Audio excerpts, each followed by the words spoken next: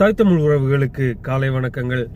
அண்ணன் ஏர்போர்ட் மூர்த்தி மீதான கடுமையான தாக்குதல். அதில் நமக்கு வியப்பளிக்கிற விஷயம் என்னன்னா, பக்கத்திலே போலீஸ்காரர் இருக்காரு, தடுக்கவே இல்லை, அப்படியே பார்த்துக்கிட்டே இருக்காங்க.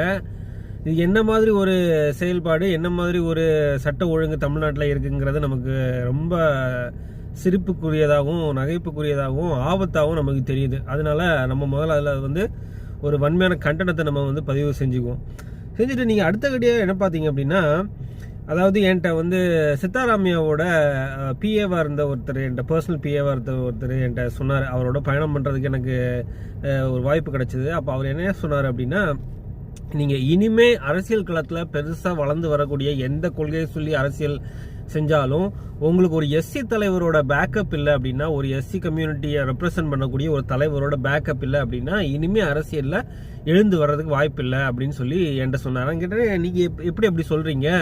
மற்ற சமூகங்கள்லாம் மற்ற கிளாஸில் இருக்கக்கூடிய பிசி எம்பிசி எல்லாம் கொஞ்சம் வலிமையாக அரசியல் பண்ணுற மாதிரி இருக்கு, நீங்கள் இதை எப்படி சொல்கிறீங்க அப்படின்னு கேட்டால், அவர் என்ன சொன்னார், கால சுழற்சியில் அந்த அதிகாரம் ஒவ்வொரு கட்டத்திலையும் கீழே இறங்கி வந்துக்கிட்டே இருக்கும். முதல்ல ஃபார்வர்ட் கேஸ்டில் இருந்தது, அடுத்தது பிசி, அடுத்த எம்பிசின்னு வந்துகிட்டே இருக்கும். இப்போ பவர் ஹங்கரியாக இருக்கிறது, பொலிட்டிக்கல் பவர் ஹங்கரியாக இருக்கிறது ஷெட்யூல் கேஸ்டில் இருக்கக்கூடிய மக்கள் தான். அவங்களுக்கு இன்னும் அந்த அதிகாரமும் ஒரு சோஷியல் எலிவேஷனும் சேரலை. அதனால அவங்க தான் ரொம்ப வீரியமாக அரசியல் பண்ணுவாங்க. ஏன்னா அது அவங்களுக்கு வாழ்வாதார பிரச்சனை, தன்மான பிரச்சனை, அவங்க சொசைட்டியில் ஏற்றுக்கொள்ள வைக்கிறதுக்குண்டான ஒரு சோஷியல் எலிவேஷன் கூட அதுக்கு இன்னும் கிடைக்கலங்கும் போது அவங்க ரொம்ப உளமாற அந்த அரசியலை பண்ணுவாங்க.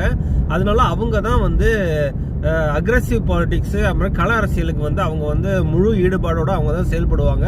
அதனால ஒரு எஸ்சி கம்யூனிட்டி ரெப்ரசென்ட் பண்ணக்கூடிய ஒரு தலைவர் இருந்தாதான் இனிமேல் எந்த ஒரு அரசியல் கொள்கையும் மக்கள்கிட்ட ஊடுருவதற்கு வாய்ப்பு இருக்குன்னு என்கிட்ட சொன்னார்.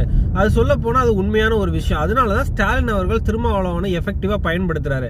ஆனால் திருமாவளவன் மேலே ஒரு விமர்சனம் வந்துகிட்டே இருக்கு. இந்த மாதிரி திமுக ஆட்சியில் அவங்க என்ன கொள்கைக்காக திருமாவளவன் கட்சி நடத்துகிறாரோ, எந்த மக்களின் பாதுகாப்புக்காக நடத்துகிறாரோ, அது சரியா அதில் நிறைய சமரசங்கள் செய்ய வேண்டிய தேவை ஏற்படுது அரசியலுக்காக அப்படிங்கிற மாதிரி ஒரு கருத்து எதிர்த்து வருது.